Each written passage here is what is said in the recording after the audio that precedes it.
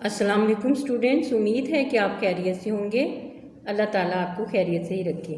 جی بچوں، آج کے لیکچر میں 6A lecture lecture number 6A ہے، اس میں ہم پڑھیں گے سبق ہے شاعروں کے لطیفے، اور اس کے مصنف کا نام ہے مولانا محمد حسین آزاد۔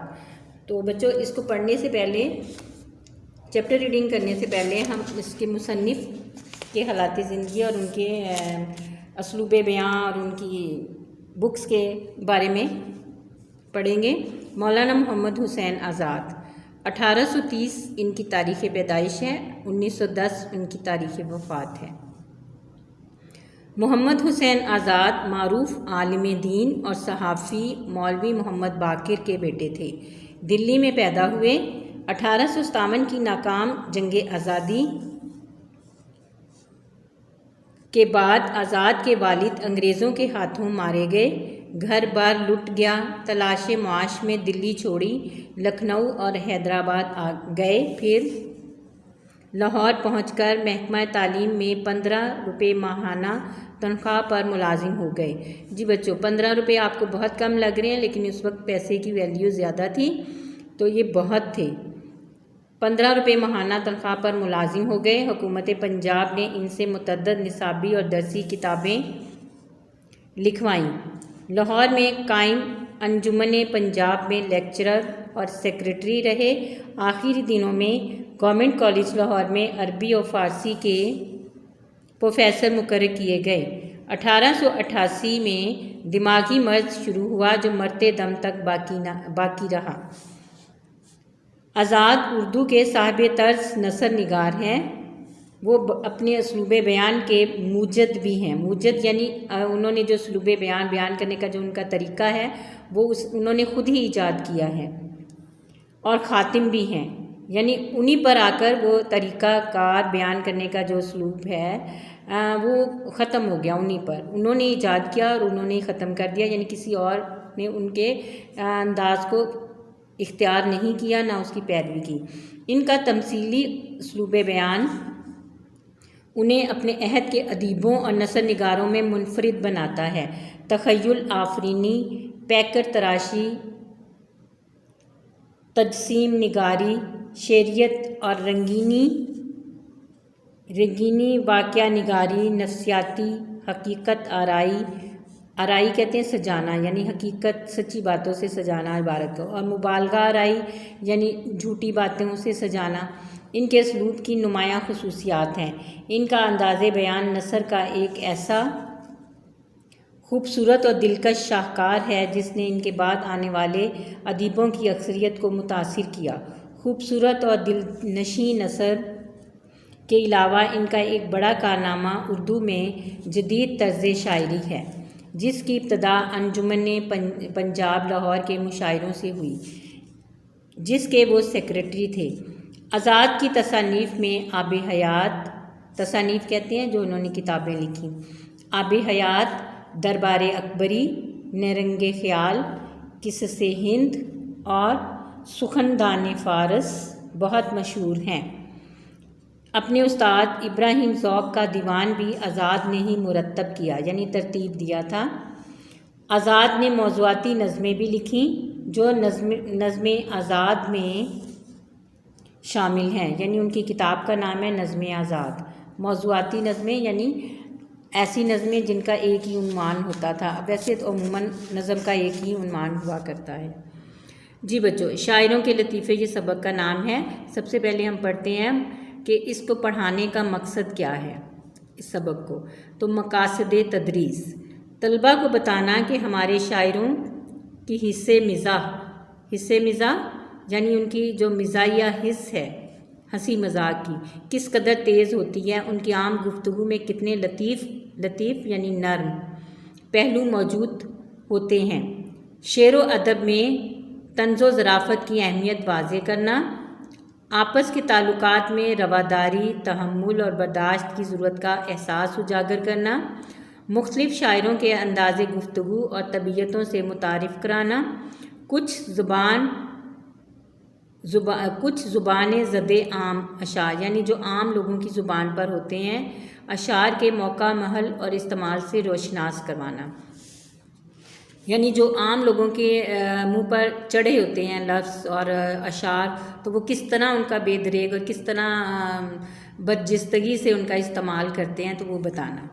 جی پہلا ہے نمبر 1، ایک دن لکھنؤ میں میر اور مرزا کے کلام پر، میر سے مراد میر تقی میر اور مرزا سے مراد مرزا سودا، تو پر دو شخصوں میں تکرار میں طول کھینچا، یعنی لڑائی جو ہے وہ طویل ہو گئی، لمبی ہو گئی۔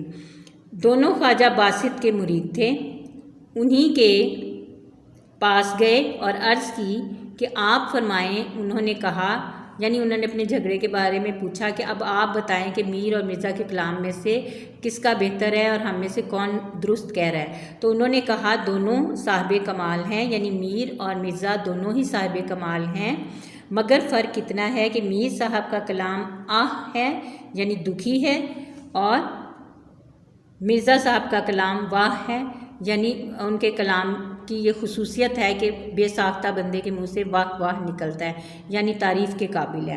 مثال میں مرزا صاحب کا یہ شعر پڑھا، سرہانے میر کے آہستہ بولو، ابھی ٹک روتے روتے سو گیا ہے۔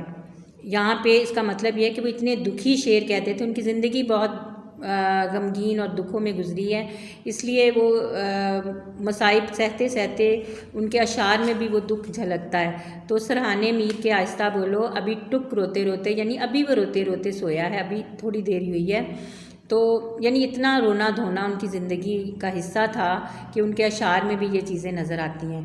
پھر مرزا کا شعر پڑھا، سودا کی جو بالیں پہ ہوا شور قیامت، بالیں سرہانے، ٹھیک ہے، سودا کے سرہانے جو قیامت کا شور برپا ہوا، یعنی بہت زیادہ شور ہوا۔ خدام یعنی خادم کی جمع، خدام ادب بولے ابھی آنکھ لگی ہے، یعنی جو ان کے خادم تھے وہ بڑے ادب و لحاظ کا دھیان رکھتے ہوئے بولے کہ شور مت کرو، ابھی آنکھ لگی ہے، ٹھیک ہے بچوں۔ اس کے بعد ہے، ان میں سے ایک شخص جو مرزا کے طرفدار تھے وہ مرزا کے پاس بھی آئے اور سارا ماجرا بیان کیا۔ مرزا بھی میر صاحب کے شعر کو سن کر مسکرائے اور کہا، شعر تو میر کا ہے، مگر داد خواہی ان کی ددا کی معلوم ہوتی ہے، یعنی یہ ان کی گھٹی میں پڑی ہوئی ہے کہ ان کی وہ اپنی داد یعنی اپنی تعریف وصول کر ہی لیتے ہیں۔ اب اس کے بعد دوسرا ہے، ایک دن سودا مشاعرے میں بیٹھے تھے، لوگ اپنی اپنی غزلیں پڑھ رہے تھے۔ ایک شریف زادے کی 12-13 برس کی عمر تھی، اس نے غزل پڑھی، مطلع تھا اس غزل کا، یعنی اس غزل کا مطلع تھا، دل کے پھپھولے جل اٹھے سینے کے داغ سے، پھپھولے کہتے ہیں جو چھالے بن جاتے ہیں نا جلنے سے، تو ان کو کہتے ہیں دل کے پھپھولے جل اٹھے سینے کے داغ سے، اس گھر کو آگ لگ گئی گھر کے چراغ سے۔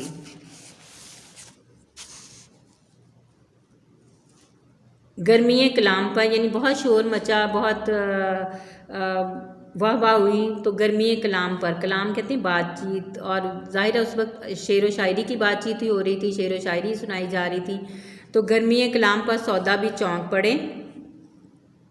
پوچھا، یہ مطلع کس نے پڑھا ہے؟ لوگوں نے کہا، حضرت یہ صاحبزادہ ہے۔ سودا نے بھی بہت تعریف کی، بہت مرتبہ پڑھوایا اور کہا، یعنی ان کو اتنا پسند آیا کہ انہوں نے بہت مرتبہ اسے پڑھنے کے لیے کہا، اور پھر سنا اور کہا کہ میاں لڑکے جوان ہوتے نظر نہیں آتے ہو، یعنی اس کی قابلیت کو اتنے رشک سے اتنی تعریف کرتے ہوئے دیکھا، اور پھر کہا کہ میاں لڑکے جوان ہوتے نظر نہیں آتے ہو، یعنی اتنی قابلیت ہے، تو اتنی قابلیت والے لوگ زیادہ دیر زندہ نہیں رہتے، مطلب یہ خدا کی قدرت کہ انہی دنوں میں لڑکا جل کر مر گیا، یعنی انہی دنوں میں جب انہوں نے یہ بات کہی تھی انہی دنوں میں یہ جل کر مر گیا۔ تو یہ ہم اس کو شاعروں کا لطیفہ تو نہیں کہیں گے، لیکن یہ اس سے یہ پتہ چلتا ہے کہ شاعر حضرات جو ہیں وہ جو بات سنتے ہیں، جو تعریف کرتے ہیں، وہ کیسے سچ ثابت ہو جاتی ہے۔ اس کے بعد تیسرا والا ہے، ایک دن انشاءاللہ خان جرت کی ملاقات کو آئے، یعنی جرت سے ملنے کے لیے آئے، دیکھا تو سر جھکائے بیٹھے کچھ سوچ رہے ہیں، یعنی جرت سر جھکائے بیٹھے کچھ سوچ رہے ہیں۔ انہوں نے پوچھا کہ کس فکر میں بیٹھے ہو؟ جرت نے کہا کہ ایک مصرع خیال میں آیا ہے، چاہتا ہوں کہ مطلع ہو جائے۔ یعنی وہ کہہ رہے تھے کہ ایک مصرع میرے ذہن میں آ رہا ہے اور میں چاہتا ہوں کہ اس کا دوسرا مصرع بھی میرے ذہن میں آ جائے تو میرا مطلع ہو جائے، یعنی غزل کا مطلع بن جائے۔ انہوں نے پوچھا کہ کیا ہے؟ جرت نے کہا خوب مصرع ہے، مگر جب تک دوسرا مصرع نہ ہوگا تب تک نہ سناؤں گا۔ یعنی انہوں نے کہا کہ مصرع تو بہت خوب ہے، مگر جب تک دوسرا مصرع میرے ذہن میں نہیں آ جاتا میں تب تک آپ کو نہیں بتاؤں گا، نہیں تو تم مصرع لگا کر اسے بھی چھین لو گے، یعنی ورنہ تم اس کے ساتھ دوسرا مصرع لگا کر اپنا شعر بنا لو گے، تو اس لیے میں نہیں بتاؤں گا۔ سید انشاء نے بہت اصرار کیا، آخر جرت نے پڑھ دیا۔ تو مصرع تھا، اس زلف پہ پھبتی شب دیجور کی سوجھی۔ سید انشاء نے فوراً کہا اندھے کو اندھیرے میں بہت دور کی سوجھی۔ جی بچوں، اب یہ ہے کہ اس زلف پہ، یعنی زلفیں بھی کالی ہوتی ہیں اور رات بھی اندھیری ہوتی ہے، تو وہ کہتے ہیں کہ یہ اس زلف پہ پھبتی شب دیجور کی سوجھی، کہ زلفوں کو دیکھ کر تو میرے ذہن میں تو یہی آ رہا ہے کہ رات کے اندھیرے کی طرح یہ زلفیں بھی کالی ہیں، تو یہ پھبتی ہوتا ہے کہ اس پر فکرہ فٹ کرنا۔ تو اب ہے واقعی انشاء نے یہ کیا کہ ان کے ساتھ یہ دوسرا مصرع لگا کر انہوں نے شعر مکمل کر دیا کہ اندھے کو اندھیرے میں بہت دور کی سوجھی۔ اور یہ اس میں سچائی یہ ہے، اس بات پہ ہنسی والی بات یہ ہے کہ جرت ہنس پڑے اور اپنی لکڑی اٹھا کر مارنے کو دوڑے۔ دیر تک سید انشاء آگے آگے بھاگتے پھرے اور یہ پیچھے پیچھے ٹٹولتے پھرے۔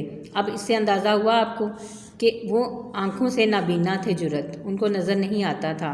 تو انہوں نے جس خوبی کے ساتھ یہ زومانی جملہ کہا کہ ایک طرح سے یہ شعر بھی مکمل ہو گیا اور دوسرا یہ فقرہ یہ جو مصرع کہا گیا ہے وہ ان پر فٹ آ رہا تھا، کیونکہ ان کو آنکھوں سے نظر نہیں آتا تھا۔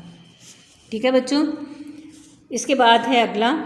ایک مشاعرے میں شیخ امام بخش ناسخ ایسے وقت پہنچے کہ جلسہ ختم ہو چکا تھا، مگر خواجہ حیدر علی آتش وغیرہ چند شعراء بھی ابھی موجود تھے۔ یہ جا کر بیٹھے، تعظیم رسمی یعنی رسم کے مطابق سلام دعا کے بعد مزاج پرسی یعنی حال چال پوچھنے کے بعد کہا جناب خواجہ صاحب مشاعرہ ہو چکا؟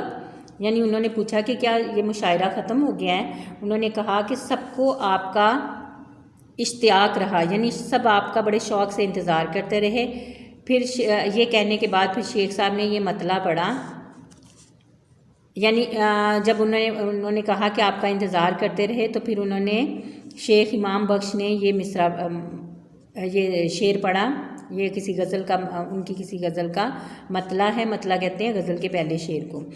جو خاص ہیں وہ شریک گروہ عام نہیں، یعنی جو خاص لوگ ہوتے ہیں وہ عام لوگوں کے گروہ میں شامل نہیں ہوتے۔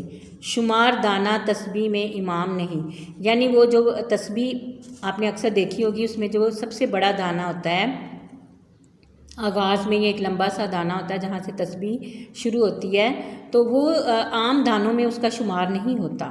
بالکل اسی طرح جس طرح خاص لوگوں کا عام لوگوں میں شمار نہیں ہوتا، یعنی کس خوبی سے انہوں نے اپنے دیر سے آنے اور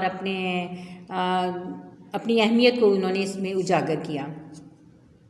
چونکہ نام بھی امام بخش تھا، اور چونکہ ان کا نام بھی امام بخش تھا، یعنی اس کی زومانی بات ہو گئی نا کہ ایک تو امام بخش تسبیح میں امام نہیں، ٹھیک ہے، کہ عام لوگوں میں خاص تھے وہ، اس لیے تمام اہل جلسہ نے نہایت تعریف کی۔ تو یہ اہل قلم کی باتیں ہیں، اہل ادب کی باتیں ہیں، تو وہ اہل ادب زیادہ اچھی طرح سمجھ جاتے ہیں، تو وہ پھر اس سے لطف اندوز ہوتے ہیں۔ اور بچوں آپ لوگوں کا بھی لیول ابھی اتنا وہ ادبی نہیں ہوتا، ذہنی لیول، اس لیے آپ لوگوں کو یہ اتنی ہنسی نہیں آئے گی اور نہ ہی آپ لوگوں کو اس کی تعریف کرنے کی اتنی آپ میں صلاحیت ہوگی۔ جی 5واں ہے، ایک شاگرد اکثر بے روزگاری کی شکایت سے سفر کا ارادہ ظاہر کیا کرتے تھے، اور خواجہ صاحب حیدر علی آتش اپنی آزاد، یعنی خواجہ صاحب کس کو کہا گیا ہے؟ حیدر علی آتش کو، اپنی آزاد مزاجی سے کہا کرتے تھے کہ میاں کہاں جاؤ گے، 2 گھڑی مل بیٹھنے کو غنیمت سمجھو اور جو خدا دیتا ہے اس پر صبر کرو۔ ایک دن وہ آئے اور کہا کہ حضرت رخصت کو آیا ہوں، یعنی میں جا رہا ہوں، تو اب میں آپ سے رخصت ملنے کے لیے آیا ہوں۔ فرمایا خیر باشد کہاں، یعنی خیریت کہاں جا رہے ہو؟ انہوں نے کہا کل بنارس کو روانہ ہو جاؤں گا، یعنی میں بنارس جا رہا ہوں، کچھ فرمائش ہو تو فرما دیجئے، یعنی کوئی فرمائش ہے تو بتا دیجئے۔ آپ ہنس کر بولے اتنا کام کرنا کہ وہاں کے خدا کو ذرا ہمارا بھی سلام کہہ دینا۔ وہ حیران ہو کر بولے کہ حضرت یہاں اور وہاں کا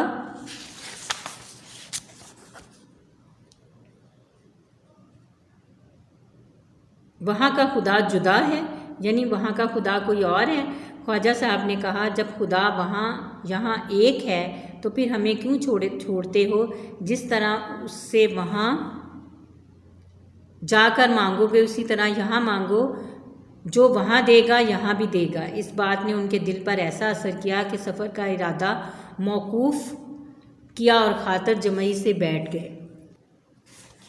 جی، سفر کا ارادہ موقوف کیا یعنی سفر کا ارادہ چھوڑ دیا، اور خاطر جمعی سے یعنی مطمئن ہو کر بیٹھ گئے، خاطر جمعی سے یعنی مطمئن ہو کر۔ جی، اگلا ہے ایک دن معمولی دربار تھا، استاد ابراہیم ذوق بھی حاضر تھے۔ ایک مرشد زادے تشریف لائے، وہ شاید کسی اور مرشد زادی یا بیگمات میں سے کسی بیگم صاحب کی طرف سے کچھ عرض لے کر آئے تھے۔ انہوں نے آہستہ آہستہ بادشاہ سے کچھ کہا، یعنی ان کے کان کے پاس جا کے آہستہ آہستہ کچھ بتایا انہیں، اور رخصت ہوئے۔ حکیم احسن اللہ خان بھی موجود تھے۔ انہوں نے عرض کی صاحب عالم اس قدر جلدی یہ آنا کیا تھا اور تشریف لے جانا کیا تھا؟ صاحب یعنی اتنی جلدی آئے اور اتنی جلدی چلے گئے، یہ کیا تھا؟ صاحب عالم کی زبان سے، صاحب عالم یعنی اس وقت جو بادشاہ تھے، ان کی زبان سے نکلا کہ اپنی خوشی سے آئے نہ اپنی خوشی چلے۔ بادشاہ نے استاد کی طرف دیکھ کر فرمایا استاد دیکھنا کیا صاف مصرع ہوا ہے، یعنی کتنا اچھا مصرع ہے یہ، یعنی انہوں نے ایک حقیقت بتائی ہے زندگی کی کہ اس دنیا میں انسان نہ اپنی خوشی سے آتا ہے نہ اپنی خوشی سے جاتا ہے۔ تو انہوں نے اس طرح بات کی کہ اپنی خوشی سے آئے نہ اپنی خوشی چلے۔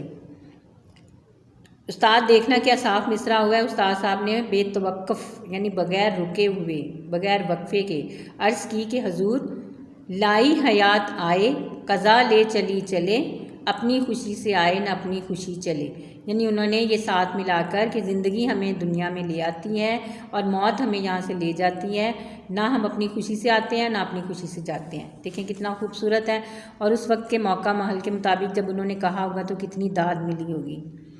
جی نیکسٹ ہے مرزا غالب کی قاطع برہان کے بہت شخصوں نے جواب لکھے ہیں۔ قاطع برہان ان کی بک کا نام ہے۔ تو بچوں یہ MCQs میں اکثر پوچھا جاتا ہے کہ قاطع برہان کس کی کتاب ہے، یعنی اس کے مصنف کون ہیں، تو یہاں دیکھیں بتا دیا گیا ہے۔ بہت شخصوں نے جواب لکھے اور بہت زبان درازیاں کی، یعنی بہت لوگوں نے تنقید کی ان کی اس کتاب پر۔ کسی نے کہا کہ حضرت آپ نے فلاں شخص کی کتاب کا جواب نہ لکھا، یعنی آپ کی تنقید پر، آپ کی کتاب کی تنقید پر مبنی کسی شخص نے کوئی کتاب لکھی ہے، آپ نے اس کے جواب میں کچھ نہیں کہا۔ تو آپ نے فرمایا بھائی اگر گدھا تمہارے لات مارے تو تم اس کا کیا جواب دو گے؟ یعنی اب اگر کوئی گدھا، یعنی وہ صاف لفظوں میں کس طرح وہ اپنی صلاحیت کو ظاہر کر رہے ہیں اور اس شخص کی بے وقوفی کو، کہ بالکل ایسے ہی اس شخص کی بے وقوفی کہ جس طرح کوئی گدھا کسی کے لات مار دے تو کیا جواب میں انسان بھی اس سے لات مارے گا؟ تو کتنا عجیب سا لگے گا۔ تو یہ انہوں نے بتایا۔ اب یہ مولانا محمد حسین آزاد کی کتاب آب حیات سے یہ لیے گئے تھے۔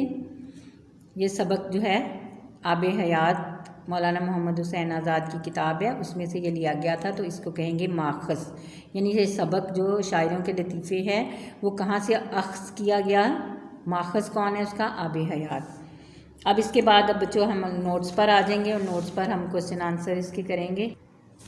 جی بچوں صفحہ نمبر 35 نوٹس کا کھولیں، اور اب اس میں سب سے پہلے الفاظ معنی آپ نے کرنے ہیں، اور ان الفاظ معنی کو میں بول دیتی ہوں تاکہ اس میں مشکل نہ ہو، یاد کرنے آپ کو آسان ہو جائیں۔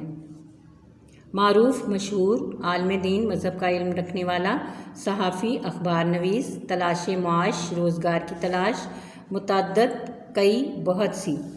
صاحب طرز خاص انداز کا آدمی یعنی خاص انداز لکھنے والا، نثر نگار مصنف، موجد ایجاد کرنے والا، خاتم ختم کرنے والا، تمثیلی اسلوب مثال کے ذریعے سمجھانے کا طریقہ، ادیب ادب سکھانے والا، زبان دان یعنی زبان کا علم رکھنے والا، تخیل آفرینی خیالات کو بنا سنوار کر پیش کرنا، پیکر تراشی تصویر بنانا مجسمہ بنانا، تجسیم نگاری مجسمہ سازی کو کہتے ہیں، مجسمہ بنانے کو، مبالغہ آرائی کسی بات کو بڑھا چڑھا کر پیش کرنا یعنی جھوٹ بات اس میں سچائی نہ ہو لیکن اس کو بڑا بڑھا چڑھا کر بیان کرنا، دلکش خوبصورت دل کو کھینچنے والی، دل نشیں دل میں بیٹھنے والی یعنی خوبصورت چیز کے لیے بولا جاتا ہے دلکش اور دل نشیں، نیرنگ خیال سوچ کا فریب، یہ بک کا نام ہے ان کی اور لیکن اس کا مطلب ہے سوچ کا فریب،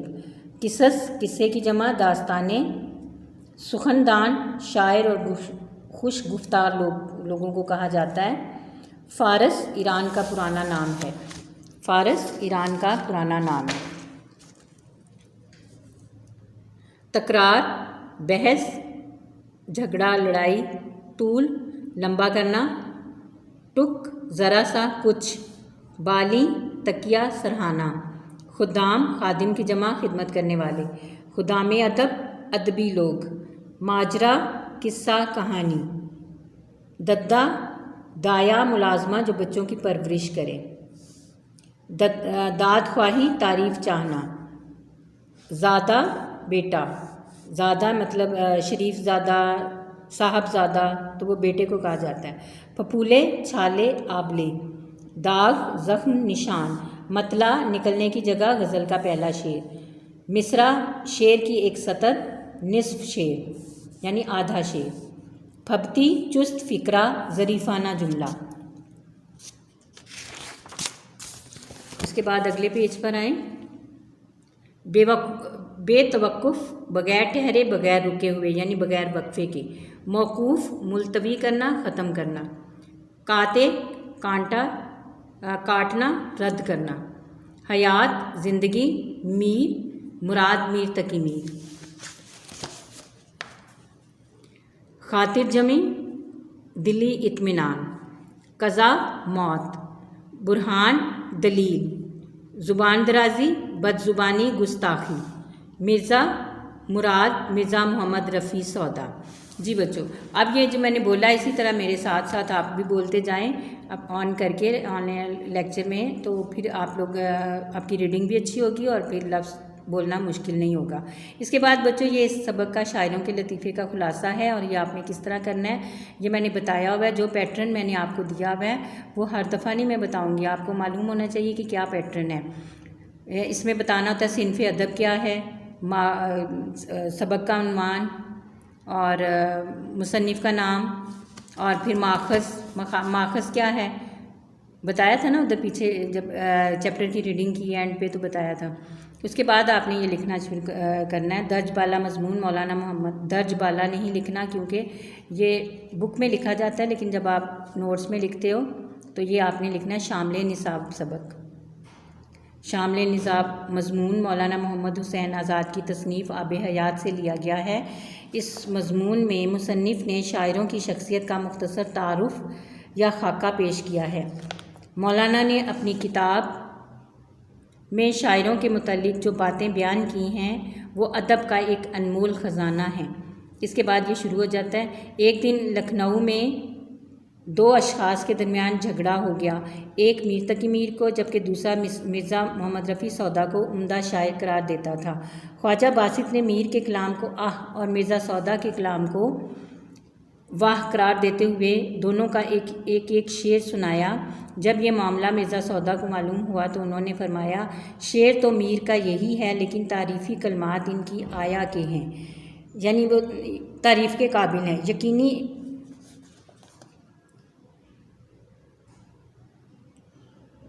یقینی طور پر میر کے شعر کے ظاہری معنی ہی ہیں، ظاہری معنی اسی طرح سے ہیں۔ اس کے بعد ہے، ایک دن ایک مشاعرے میں مرزا سودا کے سامنے 12-13 سال کے بچے نے غزل کا مطلع پڑھا۔ گرمی کلام پر سودا نے کہا کہ میاں جوان ہوتے نظر نہیں آتے ہو۔ یعنی یہاں پر آپ اضافہ کر لیں، گرمی کلام پر سودا نے چونک کر بار بار ان کا یہ شعر سنا، مطلع سنا اور پھر کہا کہ میاں جوان ہوتے معلوم نہیں ہوتے ہو۔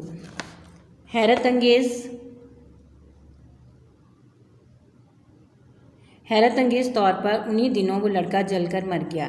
ایک دن انشاء صاحب جرت سے ملنے آئے، جو کہ نابینا تھے، دیکھا تو خیالوں میں ڈوبے ہوئے تھے۔ پوچھنے پر کہنے لگے کہ ایک شعر کا پہلا مصرع ہوا ہے،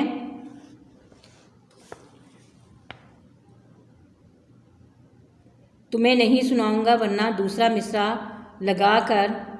لگا کر تم شعر چھین لو گے۔ بہت زیادہ اصرار پر جرت نے مصرع سنایا۔ انشاء نے فوراً دوسرا مصرع لگا کر شعر اپنا بنا لیا اور جرت لاٹھی لے کر دیر تک ان کے پیچھے بھاگتے رہے۔ ایک مشاعرے میں شیخ امام بخش ناسخ دیر سے پہنچے، تمام لوگ جا چکے تھے۔ خواجہ حیدر علی آتش نے کہا کہ مشاعرہ تو ختم ہو چکا ہے۔ اس موقع پر امام بخش ناسخ نے ایسا شعر پڑھا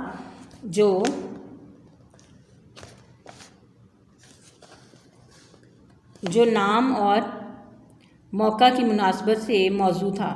سب نے بہت تعریف کی۔ خواجہ حیدر علی آتش کے شاگرد اکثر اپنی بے روزگاری کا رونا روتے اور چاہتے تھے کہ کسی دوسرے شہر میں جا کر کام کریں۔ ایک دن صاحب سے اجازت لینے آئے۔ خواجہ صاحب بولے، ہاں وہاں کے خدا کو ذرا ہمارا بھی سلام کہہ دینا۔ شاگرد بولے کہ وہاں کا خدا کوئی اور ہے۔ خواجہ صاحب نے جواب دیا کہ اگر یہاں کا اور وہاں کا خدا ایک ہی ہے تو جو وہاں دے گا یہاں بھی دے گا، ہمیں چھوڑ کر کیوں جاتے ہو؟ اس پر شاگرد نے دوسرے شہر جانے سے رک گیا، یعنی جانا موقوف کر دیا۔ یہ بچوں آپ نے ہر جو واقعہ بتایا ہوا ہے نا نمبرنگ دے کے، تو آپ نے اس کا سب کا علیحدہ علیحدہ پیراگراف بنانا ہے۔ اب یہاں پر یہ ہے کہ ہر ایک پیراگراف میں دو واقعات بتائے گئے ہیں، تو اس طرح نہیں کرنا آپ نے خلاصے میں۔ جی بچوں، ایک دن بادشاہ بہادر شاہ ظفر کا عام دربار تھا۔ استاد ابراہیم ذوق اور حکیم احسن اللہ خان جیسے استاد موجود تھا۔ ایک شہزادہ جلدی سے دربار میں آیا اور بادشاہ سے کچھ کہنے لگا اور پھر رخصت ہو گیا۔ حکیم صاحب کی وجہ پوچھنے پر شہزادے نے جواب دیا کہ جو ایک مکمل مصرع تھا، یعنی انہوں نے اس طرح جواب دیا جو کہ ایک مصرع معلوم ہوتا تھا۔ ابراہیم ذوق نے فوراً دوسرا مصرع لگا کر شعر مکمل کر دیا۔ مرزا غالب کی کتاب قاطع برہان کے بارے میں لوگوں نے بہت کچھ لکھا۔ جب غالب سے یہ پوچھا گیا کہ آپ نے ان کا جواب کیوں نہ دیا، تو انہوں نے کہا کہ اگر کوئی